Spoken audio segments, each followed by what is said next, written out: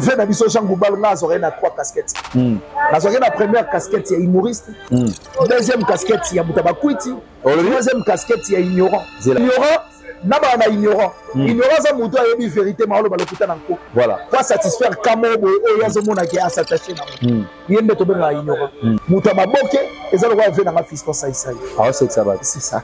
On a plaisir de passer. C'est ça. Parce que toi Koya déjà la TV. Koya bisabiso de confiance à les gens. Je ne sais pas l'imagi à apprendre bisomino. Et puis tant que bazoaka batubata ba ambassadeur culturel bazoaka artiste ebele. Matala asko o artiste wana bazana on a kati na bango parce que bakoza la capacité ya comme ma charge ya koza l'ambassadeur ya culture ya mboka na bango. C'est ça. Parce que ceux qui est facile, tout va corrompre, va saigner la route. Tant que Joka a eu saigner la folie de Malinga va faire ça. Oui, mais Naotin n'a pas tout. Pas que Negotan a l'archive. Il y avait une interview à Papa Lutumba. Paix à son âme. Batuna Papa Lutumba n'est pas journaliste. Mais il a expliqué. Et puis, il a dit pas que Negotan a vérifié. Dans l'archive, il y avait une interview à Papa Lutumba. Batuna Papa Lutumba n'est pas journaliste. Bonne santé. À répondre aux journalistes et au traitement maladie. Mais si c'était Kofi, il y a un il a fait ça en 2 reprises. Il y a expliqué. On dit Mathieu Monché. Azar parmi les rares chroniqueurs et Internet, et Kofi il a fait ça une opportunité, peut-être dans notre autres. Voilà la chanson au pire. Na Félix Oazé quoi. Seul chroniqueur et Internet, oh il y a Kofi na Oazé quoi, c'était Mathieu Monché. Au moment quartier la terre, la différence n'y se précise à quartier la terre bateau Tangiwana, guide nango zara Kofi l'obligé. Même guide au paso guidé, bateau bazal le c'est il est mort à Kofi l'obligé. Le là au sangate au BJ à 33 t. Son on a aidé Madoussou a aidé. Ah si go JA33 avant les rappels à Madoussou JA33 pour ton information, JA33 quoi ça fallait en mieux. Abonnez-vous massivement sur Congo Winner TV. On peut me faire tomber, mais jamais me faire stopper. Le problème est qu'elle est tombée. Au lieu de ne pas vouloir s'élever, je dis bonjour à bonsoir à tous les internautes qui sont branchés. Scotchu en ce net moment des propos récepteurs pour recevoir cette belle émission. Terranova présentée par mon votre humble serviteur appelé les bâtons de Moïse. Moïse de la presse congolaise, la réserve de la presse, les créateurs des idoles, Papa Nzambala, Bakissé Langa. Moutabana, histoire Nzamana presse à Congo, c'est bel bien moi. Voilà, merci, je dis merci à mon réalisateur Adida Lumumba, Lumumbaski. Il y a un petit Fali, vous avez un problème, Adida Lumumba, qui négocie sa maman, petit Fali. Merci à notre boss, la patronne, Sarah Kabouji, depuis quelque part, je t'ai sali depuis Angleterre, Sarah Kabouji, celle qui fait la fierté de tous les Balouba. Naba Swahili, Naba Swahili, Naba Congolais. Flotter le drapeau de Angleterre, c'est toi, Sarah Kabouji, la première dame. Merci à vous. Très cher internaute, je suis avec mon invité, il s'appelle De Longues Jambes, le communicateur privé de Virambo, Kofi Olomide. C'est avec lui que je me rappelle sur la Mamotali par rapport à la musique à Congo. Et puis, qu'est-ce qui se passe entre Virambo et puis qu'est-ce qui se passe entre Virambo et Jean Goubal? Parce que dans mon nid, on vraiment habité. Comme si on a point mort et tout qui n'a pas de déjà. Mais De Longues Jambes, je vais expliquer biso. Si tu es d'accord avec moi, tu peux déjà nous balancer notre plateau, qu'on puisse voir mon invité qui est là. Voilà, il est là avec moi. De Longues Jambes. Ça va par la grâce de Dieu. Très ravi, on a Congo Winner télévision. Voilà. On va s'abonner massivement, on va partager vidéo, on va liker, on va commenter aussi et ça la vidéo du Toro Makassi. Et surtout merci. Na batuto balinga De Longues Jambes partout à travers le monde. Merci à Yaouli Mouché, Nico Damboka, Nico international. Merci à Chantika Songo Bourgeois mon vieux. Merci à Ilunga Kala, la patron Estebo Sakolezi. Merci à Jean Bedel de Paris, Papa Mindele Venanga. Et puis bon séjour depuis Lubumbashi à mon président Christian Moukoutia, à Otto Foulé, Sol Louchoise, Natongo on a 10 heures en tout cas. Bon séjour depuis Lubumbashi. Et puis merci à Samoukou pour le nécessaire coffre fort à porter maman aimée. Pourquoi pas dire aussi merci à Papa Vicky beaucoup le département conseil. Merci à les boss Johnny de Féland, charge à Féland. Et puis Maman Emiline Zemba, Motema tous Pépé Mbetolo et surtout Espace et accueillir Bisso, Bébé Novelas D. Bébé Novelas D, numéro 27. Et à Rawana, tout se détendre, tout les liboké, tout les angulu, mais la belle Romaline et ça. Voilà, merci beaucoup à toi aussi, Adida Lumumba. Merci à bientôt là, à Congo, il s'appelle Gislain Makuba, Jésus de Bandou, M. Sali, Stalin Scram, voilà. Starlem Scram, depuis États-Unis, on a fait son mot Tobélé. Florence Kissa, l'américaine, Nabosa Nioté, Balobi, moi Sangouma, les Guinéens et les Lengi. C'est Nabosa Niobo, c'est la radio Makasi. Voilà. Les longues jambes de la presse, Boni Bassango, il y a Latino et puis le quoi d'accord, man. En tout cas, merci beaucoup. Neto sur la Kofi Olomide dans ses journées à Londres. A été presté semaine passée à Amsterdam. Voilà. Ça s'est bien passé parce que c'est pour une première fois Mamasi Olomide Azala na Angleterre. Ça me dit bah bien et puis bah Kofi Phil na bah Kofi Eti à côté Kuna. Bah ça vraiment bien servi na musique ya Chacho et surtout sur Otali configuration et la place au showcase Kofi Olomide Azala na Mamasi.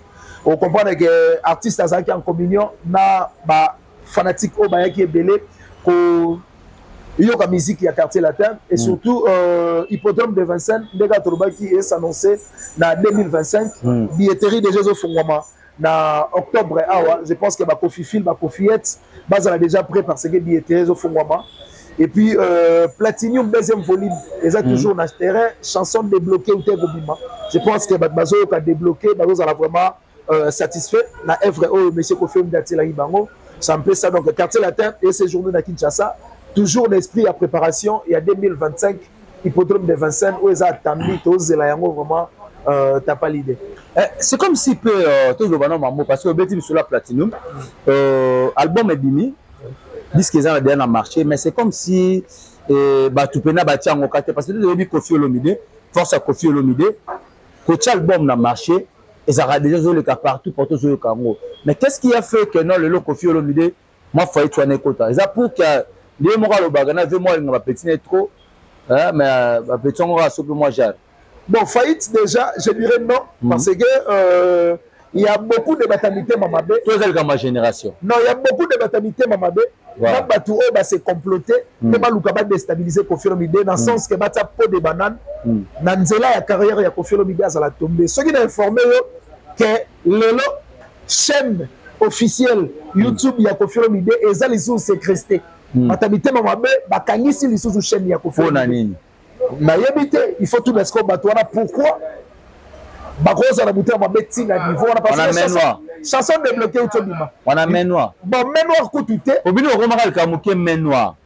T'es main noire coutouté parce que chanson débloquée au Tobima. Voilà. Yo mo moni ndenge s'est comporté dans ma plateforme et tout à téléchargement. Voilà. Chanson débloquée Bimi et ça les jours moko ya pamba journée moko ça dit Bima qui le 29 na Butu le 30 na 17h wana yo moko au monde que combien de 600 000 et quelques vies na chaîne officielle ya Kofi Olomide. Voilà. Du coup chaîne malamoko batalité ma même côté ba bloquer chaîne. Mais attends ba bloquer, je pense que ba bloquer vente physique il y a ba CDT ya Kofi Olomide. Il y a on a ce pela na Kofi Olomide azaka prophète. Ça dit après bizarre makambo oh tango ya ko c'est réalisé. Voilà. Ton son na siko na ye poto pese merci aux aki vraiment prophète. Tango ya ki na gens qui ça ba CD. Ayeba ko douter que chaîne na ye batamité ya mabe ba ko tsa esprit ko bloquer. Tu es sûr qu'il y en a des CD parce que aujourd'hui, les CDT n'a pas parlé. Papa, la flash disque, papa, au bon moment, il moko. Namona lo ya ba CD au Kofi Olomide nango na Congo. Il y a plus de 40 000 exemplaires. Il y a ba CD na Congo au yaki. Ba CD tout pour ton information ici. Na Brazzaville, Gaël la patronne a outé gobé nga c'était avant-hier. A ebisi ngai a solo na prise mazo ko rejoindre été ko faki ba ba sous stock. Il y a passé des coups. Mais on a dit Laurent Sokoko dans sa ligne de tour. Il y a passé des sous. La Côte d'Ivoire, n'en parlons pas. En France, et puis il faut créer un point de vente. Il y a côté de l'Ilunga Kalala, la Est, la 3 Est, boss à Colosie. Il faut créer sous point de vente. Il y a CD à Platinum deuxième volume. Donc, à Kinshasa, c'est des hôtels comme à Gombe. On a venu Baron Jacques numéro 276 et pas Miss Minou.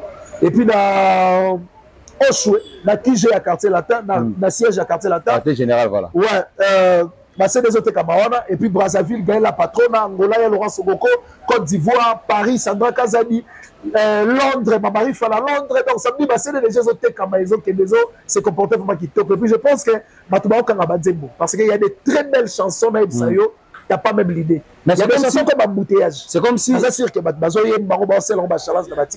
c'est comme si quartier latin autoyebi ya quartier latin ba Fali Poupa, quartier latin ba Soleil Wanga ya ba Bourreau, quartier latin ba Sommet des Sommets ya ba nani Sam Chitu. Na quartier latin o boza nango lelo. Moi décalant ces alliés et comme ami quartier latin ya Kofi na Sindi. Ba ministère ba na quartier latin. C'est comme si Bazan en pleurté. Qu'est-ce qui a fait Kofi a gagné mon thème à boire sur ça la bana? Kofi a bon que la déception de que belé en boire comme ça bango Tony.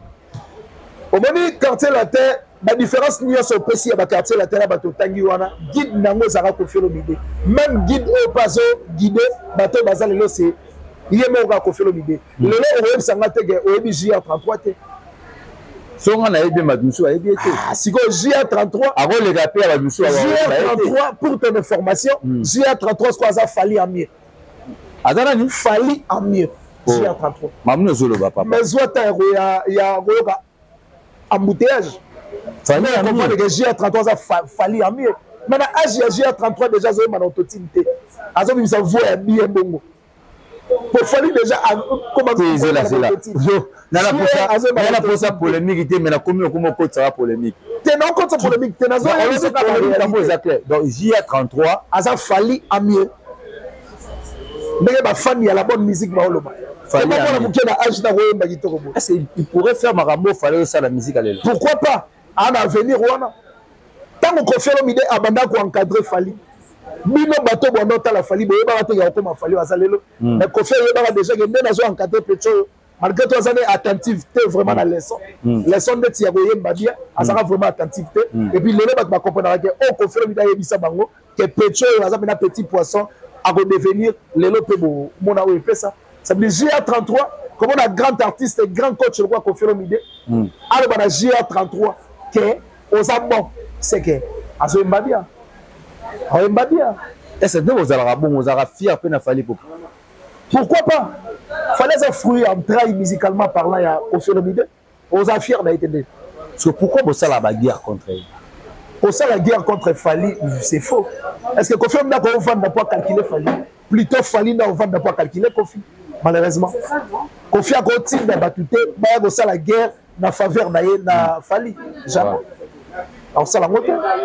Voilà un grand merci à ce que moi je l'appelle l'ingénieur Christian Mona. Balobi sokoza na potocha mutuka na malili ingénieur ya clim auto azara moko Christian Mona. Benga Moïse de la presse sokoza aussi Christian Mona un de la part Moïse de la presse aux la réduction. A repris ça bena réduction ba tous les ana rata bakini bana poto aux la posa batela yo malili la mutu wana yo.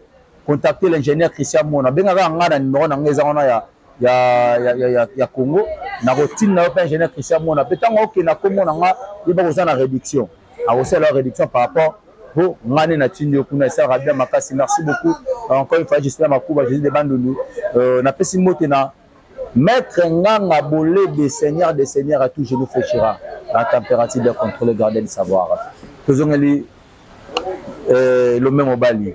Des longues jambes. Des longues jambes. Au vent en anda koyoka à dur il y a grand frère nayo, père nayo puis la musique pour les abongo Jean Mobile.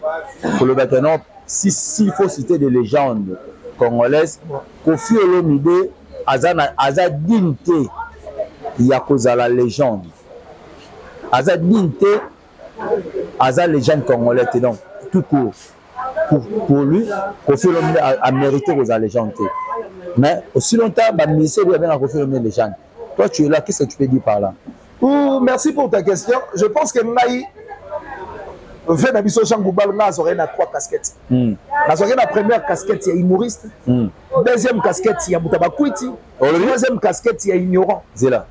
Première casquette, il y a humoriste. Deuxième casquette, il y a Moutabakwiti. Troisième, il y a ignorant. Ok, continue. Ignorant, naba na ignorant ignorant za mutu ayebi vérité ma oloba lokuta na nko voilà pour satisfaire kamo oyo azomona ke s'attacher nango yembe to benga ignorant mutu abakuti aza mutu oyo akoyo tenir ba propos mo sans pour autant tenir compte que azoloba mabe de mutu abakuti voilà mutu ababoke eza lokwa ve na fiston sai sai ah c'est ça c'est ça pour un plaisir de passer c'est ça parce que quoi koya déjà na TV koya bisabiso de confiance à légende je ne sais pas l'ingaki à apprendre bisomino parce que tant que bapesa ka titre ambassadeur culturel je ne pense pas que dans la corruption ou coterie au corrompre na bateau bapesa ka titre ya ki ambassadeur bapesa yo ka posa yo voilà et puis tant que bazwaka batu batsa ba ambassadeur culturel bazwaka artiste ebele batala asko o artiste wana bazana na kati na bango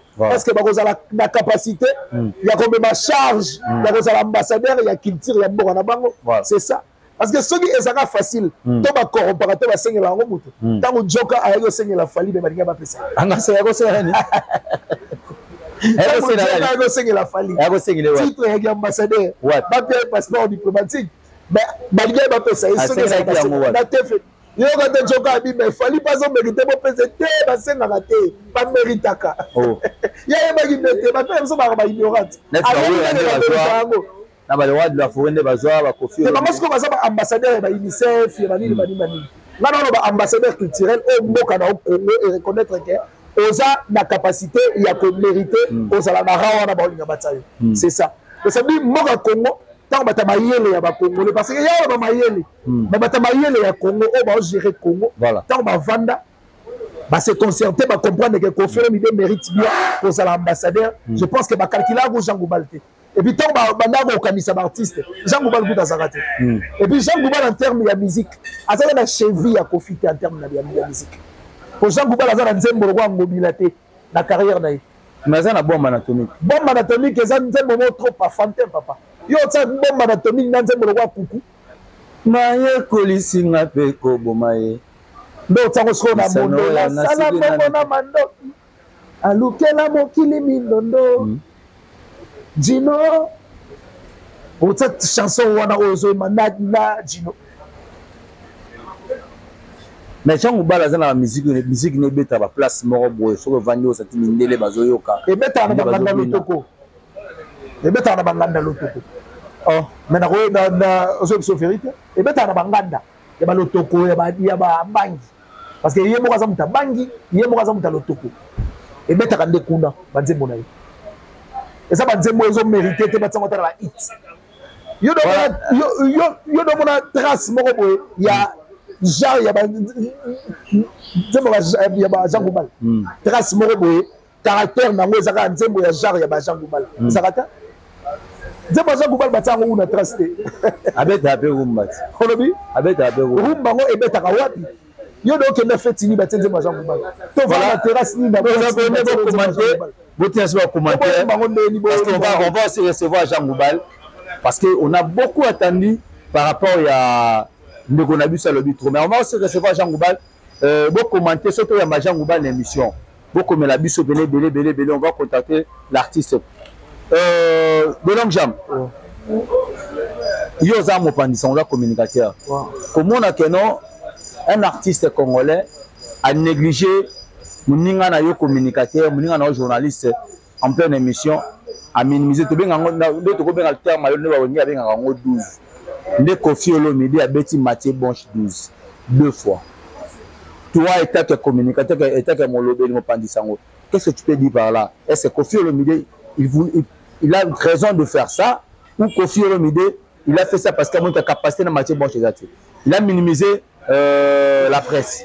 Ou dire déjà minimiser presse, au fur et à mesure qu'on a la conception, il minimiser d'abord presse, premièrement. Mais c'est ça qu'il a fait. Et puis, dans la Bible, on voit que les Camerounais est commis passe. Na ba Congolais va comprendre pour les Kofi. Si c'était pas Kofi, le Cameroun normal il n'a perçu. Vous voyez que dans le team na Batu, pas que le retard dans l'archive, il y avait une interview à Papa Lutumba, paix à son âme. Batuna Papa Lutumba n'est pas journaliste. Mais Nanazo expliqué. Et puis Nayebi Batu, pas que le quota là-bas vérifier dans l'archive, il y avait une interview à Papa Lutumba. Batuna Papa Lutumba n'est pas journaliste, bonne santé. à répondre journaliste au traitement maladie. Et ça le problème te pose à Papa Lutumba. Frère Patrice récemment awa akendaki be imona cinquantenaire. Bah battu un micro affianté les journalistes. Et pour le problème il y a Denis les na lobby boye. Denis les ça le pasteur frère. Aboya qui polémique. Ce qui au lobby que Denis les ça vrai pasteur parce qu'il connaît bien Denis les à répondre mamouya il y a album à pétage parce que ayebi o ngé comme ya ça muninga na mosala nzambe. Et ça problème te ça veut dire ils ont comme un problème pour les bango. Mais si c'était Kofi, il y a un zomona ba makambo bima ebele. Il a fait ça en 2 reprises. Yokana expliquer. On dit Mathieu Monché. Aza parmi les rares chroniqueurs et internet et Kofi d'après ça y a une opportunité peut-être n'a dans notre sortie. Voilà. Première opportunité Kofi d'outil que peut ça y est. Aza chance ya beaucoup d'un président Obiang la Guinée grâce à Kofi Olomide. Aza chance il y a un monde à Dubaï grâce à Kofi Olomide. Bah, ça y est exclusivité. Tant qu'on fait la chanson au pire, na Félix Oazé quoi. Seul chroniqueur et internet, oh y a ma Kofi na Oazé quoi, c'était Mathieu Monche. Ce qui Kofi a bandé qu'on négligeait Mathieu Monche. Exclusivité à Bongo quoi, ma Oazé quoi na Kofi. Il pouvait même appeler Israël Moutombo. À combien de Bamilela, à combien de Papi Mboma, parce qu'il a la capacité à faire déplacer Bango, à foutre le Bango carburant. Après ça, Mathieu pour Nani à considérer Kaye. Voilà. Parce que tant que tu vas faire le acte ou salami, via sali mour na petit naie, oh bah mesana, bah tu vas comme ça on dirait problème, on dirait moque koufi, on dirait les gens disent que non, Ezaki via les autres créer les petits naie baise, ils baise. Tout le monde biso ils baise. Via na petit naie Mathieu bon chez basala qui mour. Via sala qui a monté pas dénigrer Mathieu bon. Il mour en pleine caméra. Toi habité. À sa petit naie. Babanda na ye ngana yo to zakate Kofi Olomide basola ka makabusu na Mathieu Bonche o Kofi basola ngo na ngata voilà ara makambo basola na Mathieu Bonche basola pe na ngata bon c'est normal c'est Kofi Olomide se sentir que place wana et ça na opportunité ça les humour na petit na ye il faut ça la yango c'est ça et puis si botali finalité il y a réponse ya Kofi ayem ça Mathieu Bonche ce qu'on est na za boye bana na bimayi ndako na zonga mutu pasi libumu pasi na makolo pasi siko osali pour yo tout la bonne santé attends émission bien aux allons docteur té parce que ils appellent la deuxième partie à côté la mutuka il avait posé quelque chose Kofi a continué mutuka il a répondu mal et puis la démarche la voiture partie à ABC Mathieu Bonche yo comprendre le caractère c'est ça parce que Kofi Olomide abana ko expliquer entrée ya Mamasi na 2025 na hippodrome de Vincennes mais Mathieu Azolinga ba dévoiler entrée à Mamasi alors que c'est surprise. OK. Kofi Olomide azaki na prêter, il y avait ça tout le Mamasi au kota parce que surprise c'est logo oyo d'ailleurs il sera mutu en avance. Ça il faut ça la mutu za la surprise. Parce que ya linga ba le bango na micro na ye. Kofi Olomide non, c'est pas le moment dans le bango parce que c'est surprise. Entrée voilà yo sala ba musa balabala sa banzete. Elinga bna sala mamna sa banzete. Bon, quand ça l'émission na balabala na sa banzete, Kofi Olomide a répondu par rapport à Moussala oyo Mathieu Bonche a tout de la guerre. A tout de est-ce que Moussala ngo ça la ngo wapi? Peu de gens banda ko sala ngo. Entre temps biso tout yebi Kofi aza patron de musique ya Congo. Ce qui Kofi face à Moussala là je comprends bien c'est quelque chose qui mal posé. Quelque chose qui mal posé. Oui. Et puis ce qui Kofi face à la Moussala, il y a département qui tire on appelle ça en sala on a l'X. Pour banda Kofi le patron de Moussala. Ce qui était passé entre Mathieu. C'est ça. Oui. Parce que Kofi sur le lobby à sala net Moussala. Dans le département où on appelle ça culture on sait de manière lix parce que patron de mission Congo on sait on a balabala te mona na ndako Kofi ye moko na na bureau na Osho za na bureau na Bel Pire za na bureau donc c'est que Kofi Olomide a ça la Moussala de manière professionnelle et puis lix voilà c'est ça voilà très chers téléspectateurs très chers internautes je crois Bolandi par rapport à réaction à Kofi Olomide na Mathieu Bonche boloba ki belé Kofi Olomide zozo presse na valeur te Kofi Olomide ayebi valeur ya presse et puis bon comprendre la communication parce que sans presse makambu na ya salaka et que ça la véhiculé c'est ça voilà c'est ça voilà merci beaucoup comment commencer à souka mais tout aussi maintenant là-bas dans cette polémique très bien maintenant tu n'auras question polémique na retourna tout dans haut to nyata ko to simba ko voilà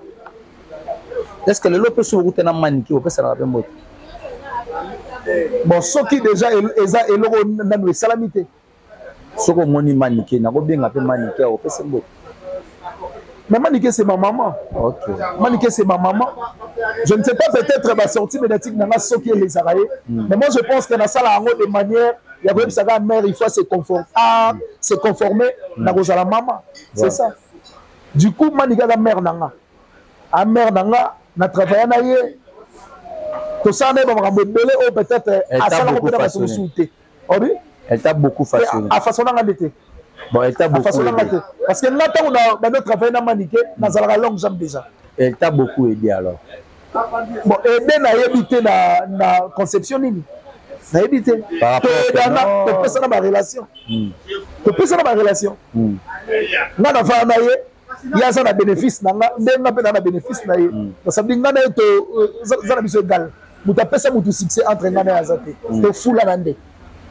Ce non tant au moins on va sortir médiatique à maniqué surtout à propos il y a Neronayo Jaël Show. Nenge Jaël Show à Koti alarme a fallu pour pas à comme si ko taquer sous bango moko bango na bango ba effectif réaction à maniqué par rapport il y a maman des ababés na bango toi et tu as maniqué bien qu'est-ce que tu pourrais dire par là non le bakaka lui aussi pourrait créer personne à côté de l'actualité il a dit ça parce que ayebi Jaël bien nana boduka ngana le bakaka ba conseiller à mutu o azo sala mabe soki yo moko poser exemplaire voilà soki yo moko poser exemplaire ndoko za na droit ya ko reprocher mutu to ya ko corriger mutu au départ déjà maniqué yo moko pour ton information peut-être bosani à côté prison makala pour na mafinga o bino bo souffra bo mais ba su dogo no luka mi na ba Jonathan na côté maman na qui ça beaucoup ko wana c'est ça maman nani